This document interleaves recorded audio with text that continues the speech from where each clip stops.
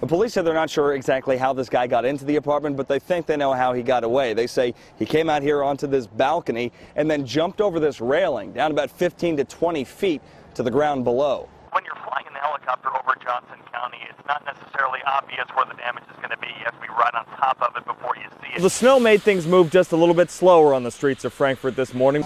A witness is telling us this helicopter came from over that tree line, came flying overhead, hit some power lines somewhere here around this area, then came crashing into that field not far from the house. About 100 people rallied on the steps of the Capitol on Friday to protest the possible removal of a controversial statue of a Confederate leader. Sean, you are a licensed pilot yourself. Tell me, I know that you said the NTSB, they'd already looked at a tree there in that area, but how will the NTSB and the FAA now continue their investigation looking at that wreckage?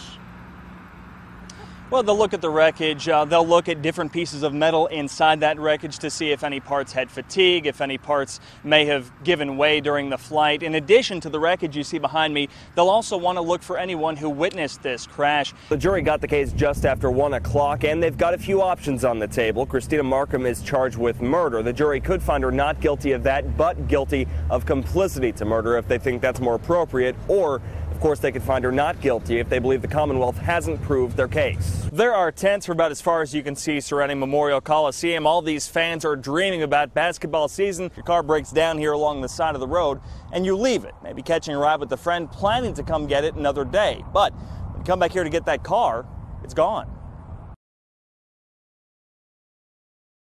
This is WKYT This Morning. Good morning. Happy weekend to you. It is Saturday, July 25th. I'm Sean Moody. Good morning. I'm Michelle Chamberlain, and we have another beautiful day, I hope.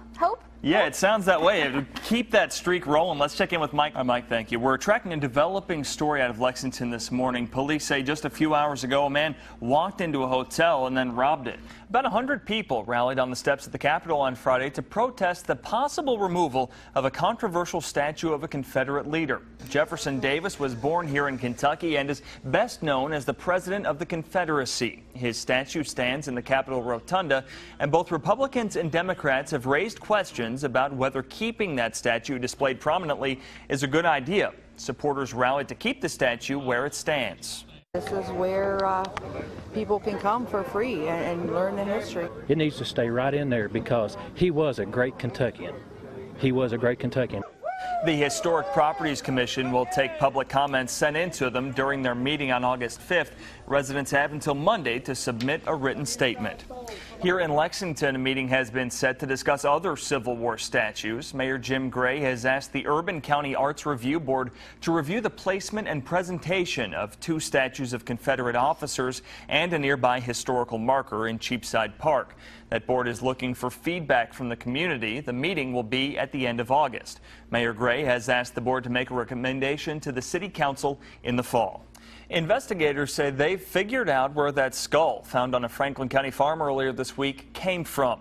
The Franklin County coroner said the remains are Native American and date back between 1,000 and 3,000 years old. The sheriff's office has suspended its investigation now that it's been determined that this is not a criminal case. The Franklin County coroner's office is now working with historians to bury those remains again. A farm worker had found the skeletal remains in a sinkhole at a farm on Jones Lane. It is 7:08 on your Saturday morning. When we come back, a convention of people with similar names is set to start in California. That story's coming up.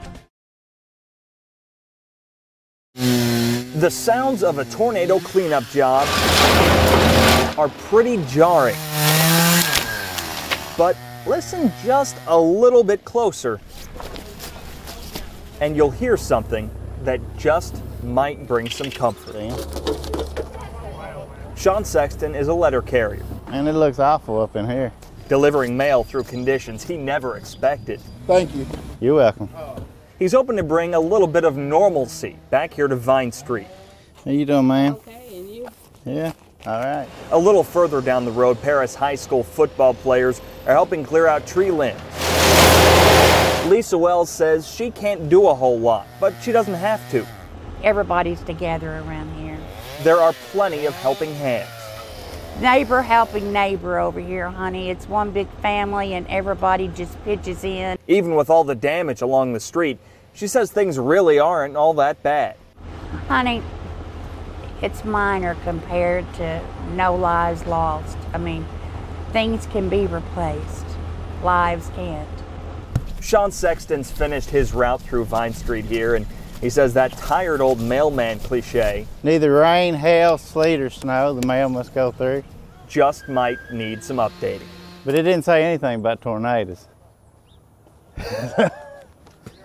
In Paris, Sean Moody, WKYT.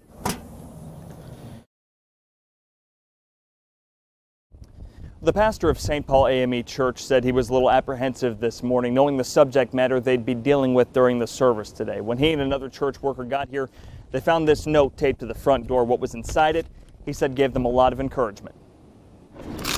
They weren't sure what to make of the envelope hanging on the door until they opened it. I have never been the one at the cocktail party confused for the help. A man named David Johnson wrote that he left this letter on the door because he wanted them to know that members of the white community in Lexington were standing with the church. Love to all from a little white brother in Christ, David Johnson. Amen. The words brought a little brightness to St. Paul AME as members came into worship for the first time since the shootings in South Carolina. That message of racial harmony especially resonated with the pastor, William Hale. And some have asked us the question, will our doors be locked? Will there be extra security at the church?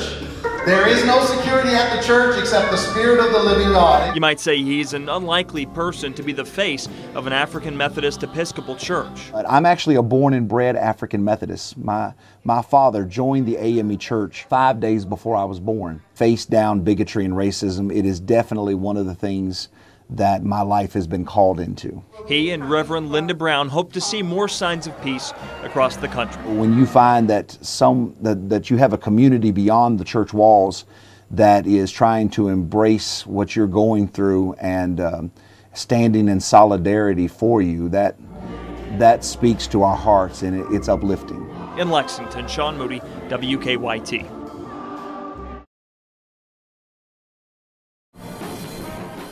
As multi-million-dollar renovations loom, it's undeniable that Rupp Arena is about to change. But for the people who work here on game day, it already has. I don't think it's really going to hit me until we get home, but we've been very blessed with what we've been given. For 9 years, through Tubby and Billy and Coach Cal, through wins and losses, well, okay, mostly wins. Here, right here, look. One constant Good girl. has been Becca. It's a little bittersweet knowing it's her last time. Every game day, she patrols the back corridors of Rupp Arena with her partner, Lieutenant Rob Turner. She's been pretty steady as far as the training goes and detecting things. She's slowed down a bit with her age. She's not easily distracted, as you can see. She's worked Super Bowls, Kentucky Derbies, U.S. Open. We also traveled to Seattle for terrorist threats. She's the best Good girl. at what she does. Good girl. Up. But it's this place that she calls home. We've been here for 9 years, so she's gotten attached. There is no question that inside these walls, the cats are revered. You want to say hi to her? But it's their dog. Baby, oh God, love your heart. I love you. That's family. Love you. Today is Becca's Good girl. Good girl. Come on. very last game. One last time for 24,000 cats to safely commence battle thanks to her. And the head coach of Kentucky, John.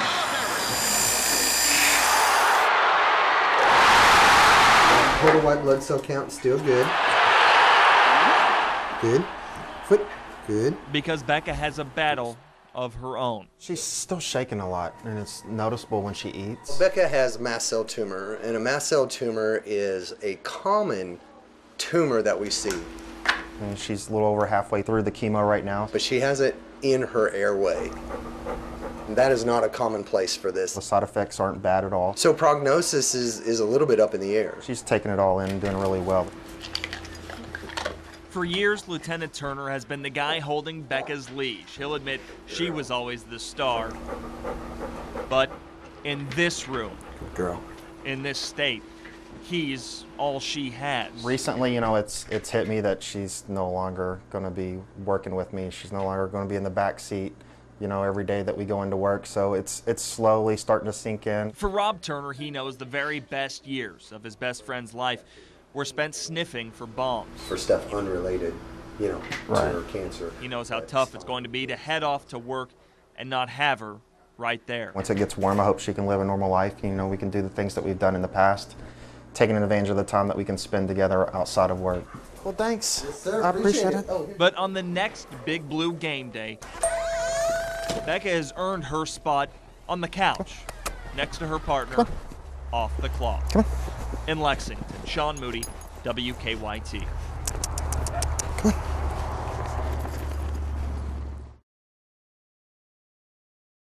9 people, 8 of them children. It's just too much. I go down Hardee's and eat breakfast, and people crying, you know, choking up like I am right now, just because it was kids. This couple didn't know the Watsons, but that doesn't matter. I just thought it was something that was sweet and, you know, be respectful, something for each one of them. There are reminders all around here that a family lived here. Some hit you harder than others. And see their little bicycles there they'll never use again? There are bikes all over the place, and you can't help but think of the 8 pairs of hands that'll never hold those handlebars again. The 8 pairs of feet that won't be pushing the pedals anymore. The training wheels must be for the 4-year-old twins, I'd say. Just the feeling that they'll never be used again by those kids. And it's heartbreaking. And the grief isn't hitting hard just right here. Boy, it's terrible. The whole county, you know, shook to the core. They said something about some teachers yesterday. The teachers had written on email or Facebook or something, saying, I hope the empty chair is not in my room today. Longest Elementary School has 5 chairs like that today. The youngest children all went there. Now they're learning, and bike riding are through. Kids should be using those instead of being buried in the next day or two. The people who live here in DuPuy aren't quite sure how to cope with the loss of so many lives just yet. It just got me some. It broke me up. But they'll keep doing whatever they think is best for the 9 who died and the 2 left behind. If it was something that had happened to me, I hope that, you know, somebody would reach out and touch my family as well and be with them.